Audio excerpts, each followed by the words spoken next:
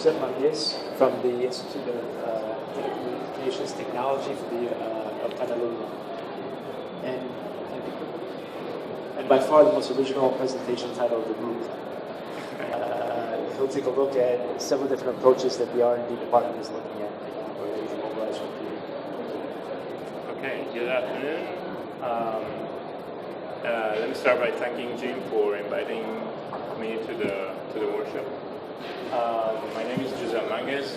As you mentioned, I come from CTTC. For those of you who don't know, CTTC is a research center near Barcelona, basically dealing with network infrastructure and services.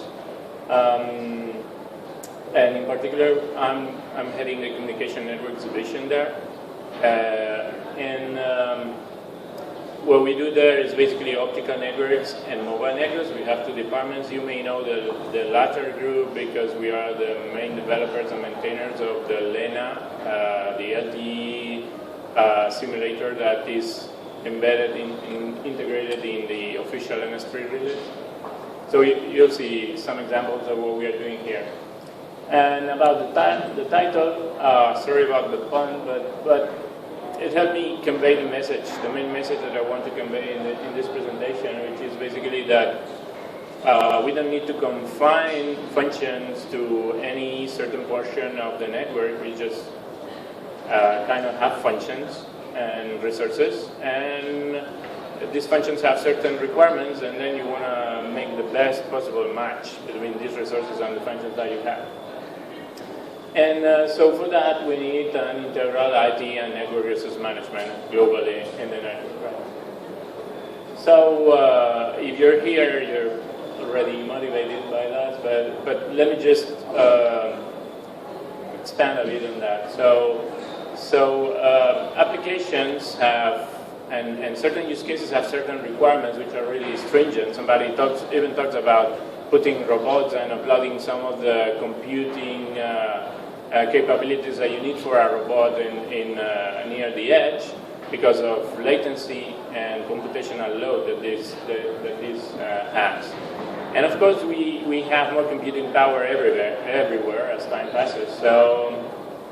So maybe now is the right time to start exploiting that. And about the backhaul, this is another, let's say, economic consideration, because backhaul is a remarkable portion of the OPEX of operators. So maybe you can exploit NEC to and edge computing in general to save some money, let's say, in terms of operational costs. So centralization is not always good, because you may want to distribute something to the edge, some processing based on the use case that you have. But at the same time, edge computing is good. But as I said, the question I want to answer, and I'm going to give you some examples during the presentation of things that we've done in the past, we are doing, or we will do, is can we manage the NSC virtual functions in a similar way to any other network function, be it more protocol stack related, if you wish, or more application layer related? Because when you introduce virtualization, you start blurring borders. And I'm going to give you some examples of what I mean with that. So what's the main architectural requirement that you have for that? As I mentioned in the initial slide, it is about managing the network in an integrated manner. So you will have functions, and you will deploy functions wherever you have resources that comply with the constraints of that function, right? Oops.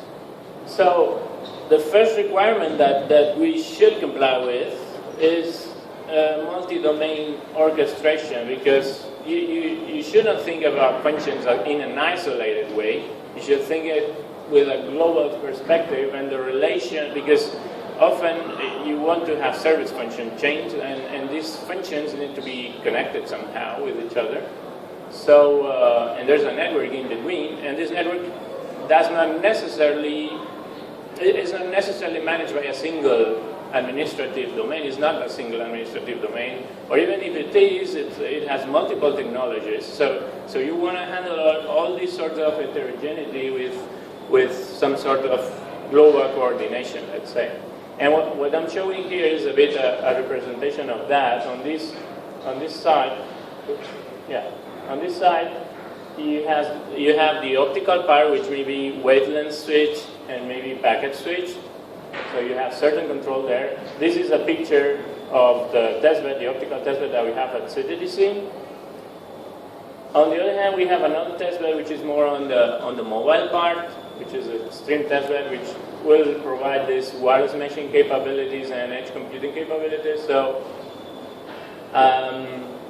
that's, for example, for providing a backhaul, millimeter wave backhaul, for example, that is integrated with this optical network. And then we have another testbed from another division, the Communication Technologies division, which is more on the physical layer of the LTE in this case, right? So together, we can run the protocol stack, we can run the physical layer, and everything is developed by CTTC, let's say. So it's a nice testbed to play with this kind of multi-domain requirements that one may have in this kind of global virtualization context. And this is part of the work that we are doing in the Explore project, which is starting 1st of July. This is one of the 5G PPP projects that the EU accepted recently. So, but network resources are not the only resources, of course. You also have IT resources. So you also want to, in a coordinated manner, handle both the IT and the network resources because, for example, like in the cases that Miguel Angel was explaining before, you may want to move virtual machines from one place to the other and then automatically reconfigure the network side of the story. So in the end you will have, okay, maybe you have a core data center, but you will also have a sort of distributed data center because you will have computing power everywhere at the edge, somewhere. Well, maybe not everywhere, but somewhere. And then you want somehow a global coordinator that handles both the IT resources, how you distribute the virtual machines or the containers or whatever you distribute, and how you interconnect them. And what happens when one function is moved together with the user or on its own. So the other thing that happens when you virtualize is that you start blurring things, as I said. And one of the borders that you will start blurring is the mobile network layer and the transport network layer separation, let's say. So up to now, the 3GPP world and the transport network layer world have evolved, let's say, quite in parallel, though there have been attempts and there have been interfaces defined and so on. But we want that to work more in a dynamic way in this new brave virtualization world. And this is another example of a project that we're involved in, which is the COMBO project. It's a fixed mobile convergence project. So what we basically do there is to run Lena, though it's a simulator, we run it in emulation mode in this case. So you send actual packets to the network because the protocol stack is represented in a fairly nice manner. So you send actual packets to, in this case it's an optical network, they go to the core, which still is Lena. And when you trigger the creation of a pair, you make the MME interact with the SDN controller so that the transfer network connection is automatically triggered according to the QCI that this bearer has. So it complies with the quality of service requirements that the communication requires. This is another example of things that we're doing. This is a past example. So we were involved in a project called Femto. It started in 2010 and finished 2012.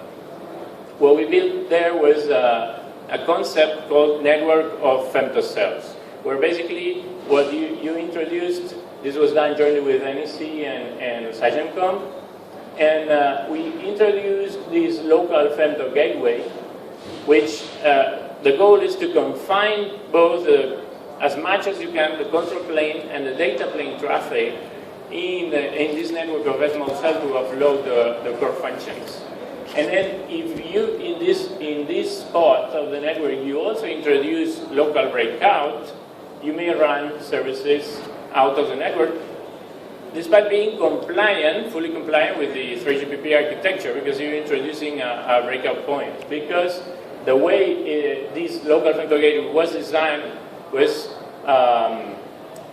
to be transparent to both the core and the small cell. So you could introduce the local breakout, and then you put the services next to this local femto gateway. And in fact, well, all the things that we did was to put a wireless mesh as backhaul for this testbed of a small cell, right? And then the other border that is blurring, that was the border that was blurring there was the separation between the edge and the core, because in this case we were moving the MME functionality, if you wish, and serving gateway functionality towards the edge, because we have a sort of proxy MME, a proxy serving gateway, and a local gateway for doing the breakout there. Okay. So the other border that is blurring is the RAN border. And this comes from another project that is starting 1st of July. It's another of the 5GPP projects, which is called FlexPayware. And what we are doing again is to try, and it's quite aligned with what the Small Cell Forum presented these days here, is different functional splits, including the physical layer, what part you run in an FPGA, what part you run in a generic purpose processor, and the protocol stack itself. And there you have different options of what you run in a generic purpose processor, what you run in the FPGA, and the different names we gave there. So, and again, we are doing that with Lena. Since we developed the whole thing, the representation, as I said, of the protocol stack, particularly for the RAN, is quite nice. So we're getting rid, in this case of Lena, of the assumptions and the abstractions that we did for the physical layer, and we're putting the analog LTE testbed there, right? So one example of potential partitioning will be the testbed. In this case, would run the physical layer, and then you run the rest of the protocol stack in